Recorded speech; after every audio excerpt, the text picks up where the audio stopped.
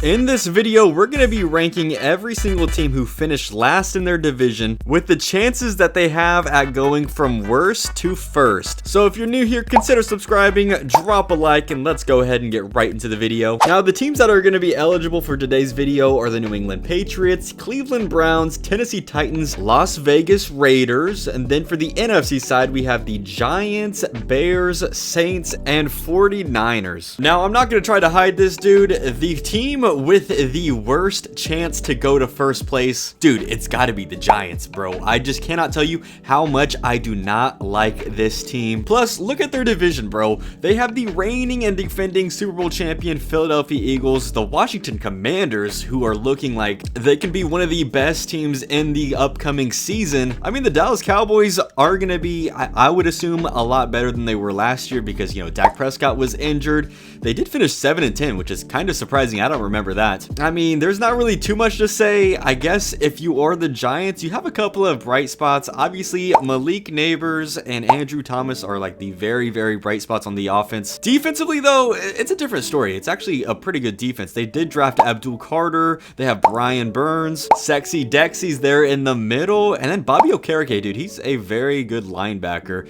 and underrated, I believe. But dude, I mean, I think we can all agree the New York Giants, it doesn't really look like they have too much hope. And especially in this division, bro, they're gonna finish last. Coming in at number 7, we're going over to the AFC North. Yes, the Cleveland Browns are my number 7 team. I guess I could see them finishing 3rd, but I don't really see them finishing higher than that. Obviously, you got the Baltimore Ravens, who are a juggernaut every single year. Pittsburgh Steelers, who, I mean, somehow they hover around 500. It's kind of an interesting team that they have this year as well. Aaron Rodgers, DK Metcalf. The defense is always good. Then you got my Bengals, bro. Offense is good. Defense is just horrendous, bro. And then there's the Browns. I mean, I don't really know what to really expect from this team going in, but I just think that their chances compared to everybody else, it's not that high. I think it's a better chance that they finish 1 than the Giants, so obviously I have them above the Giants. I mean, you still got Myles Garrett, Grant Delpit, Denzel Ward. That defense is still really, really good. Mason Graham, how can I not forget? He was the number 5 overall draft pick as well. But I mean, the Browns' chances to really jump up to that number 1 spot, they're very thin. Claiming the number 6 spot has to be the New England Patriots. Honestly though, the AFC East is pretty wide open. I mean, other than the Buffalo Bills, unless, you know, Josh Allen gets a season-ending injury or something like that happens. Realistically, if they do exceed expectations, I could see them finishing at like the 2 spot in that division, because I just think Miami's probably going to be like a 7 or 8 win team. The Jets, I don't think that they're going to be very good, and it all really just depends on Drake May. So they definitely have a chance, you know, at going from being the worst team in this division to the first. We're just gonna have to see how Drake May is and if he can take like an enormous leap. Heading over to the AFC West for the number 5 spot. Yo, give me the Las Vegas Raider. I don't know, I might be a lot higher on them than like most people going into the year, but I do think that they have a chance to really climb up in this division, even though it's actually a very strong division. I mean, the Chargers have Jim Harbaugh and you know, Justin Herbert. They're looking strong with that run game as well. The Denver Broncos with Bo Nix, Sean Payton, they're not a pushover team. And then obviously you have the Kansas City Chiefs, who are always, you know, one of the better teams in the league. But I do think that the Raiders are sneakily underrated. I mean, they brought in Geno Smith from a trade with the Seattle Seahawks. Obviously, if you guys are paying attention to the draft, they did end up getting Ashton Genty. They have Jacoby Myers, Brock Bowers. The offense isn't terrible, especially since they have like an actual quarterback now in Geno Smith, even though I did like Aiden O'Connell. And you know, pass rush, it's never overrated. Max Crosby can take over a game on any given Sunday, so I'm gonna have to put the Raiders here at the number 5 spot. Now at the number 4 spot, this might be a little bit interesting. I have the New Orleans Saints. Do I think this necessarily is gonna be a very good unit next year? No, I don't think that they're gonna be very good at all, but if I have to like look at every single thing and kind of do with the rankings, as I must. They do honestly have a shot to finish number 1 and a better shot than the other teams. You have the Panthers, the Falcons, the Buccaneers. They did end up finishing 2 and 4 last year in the division. I don't know, they have Chris Olave healthy this entire time. That defense can maybe make some moves. It's not out of the realm of possibilities for them to really climb up in this division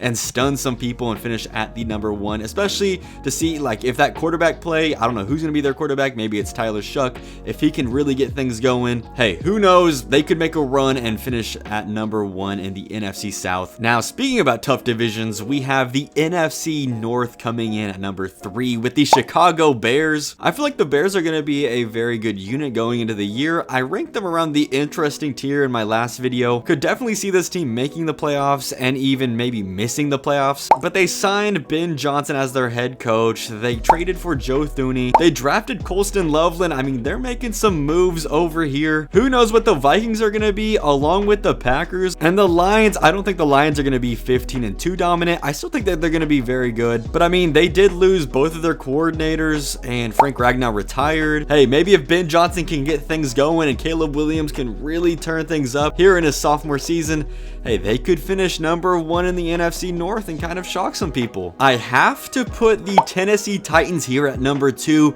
just because I don't have a lot of faith in the AFC South. Like, I think that maybe the Texans and the Colts are the favorites, but you don't know with the Colts, dude. Anthony Richardson, there's a lot of questions going on around there. You got Daniel Jones to back him up, but like if you have some so-so quarterback play, it's really hard to like compete in the NFL. Now with the Houston Texans, they got themselves their franchise quarterback in CJ Stroud. They got a guy in Nico Collins who's an absolute X factor. That defense is very good, but it's the offensive line for me with the Texans, dude. Last year, it was pretty bad, but this year, bro, they trade away Laramie Tunsil. Like, I don't know what's going to happen. Maybe CJ Stroud's just going to get eaten alive out there. I could definitely see the Texans regressing a ton this upcoming year. And then you got Jacksonville.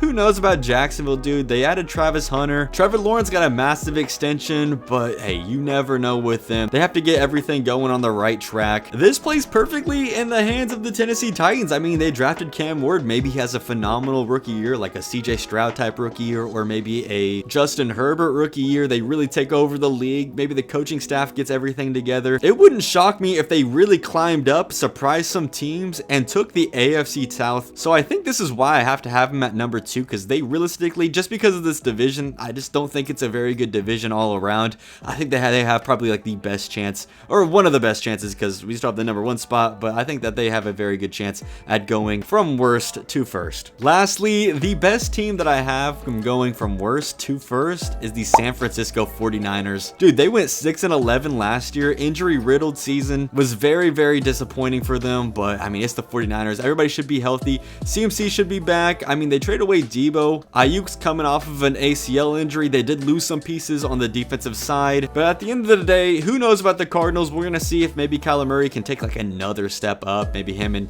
Marvin Harrison Jr. can get some chemistry going. And the Seattle Seahawks, they added quarterback Sam Darnold, but you just don't know with all the other pieces that they acquired. Are they really going to be able to hold the number 2 spot in that division? The Rams, I really like the Rams, but honestly, if I'm just having to be completely honest with everybody, San Francisco does have the best chance just because they have some of the same players. I mean, Nick Bosa, Fred Warner, Brock Purdy. I think Brock Purdy's a good quarterback. CMC, like I said, George Kittle. They have that experience. They have Kyle Shanahan. I think they can get things back on track. I think last year was kind of like a, it was like a meh year, a down year for the 49ers fans. I just realistically think that they have the best chance from going worst to first, and it wouldn't surprise me at all if they finished first in the NFC West. But listen, that's going to end up doing it for today's video. Hopefully you guys enjoyed. Now, I kind of want you guys to make your own little rankings down in the comment section below. I want to see what you guys are thinking. But yeah, like I said, that's going to end up doing it. And if you guys enjoyed this video and you want to see some more content like this, then go check out my last one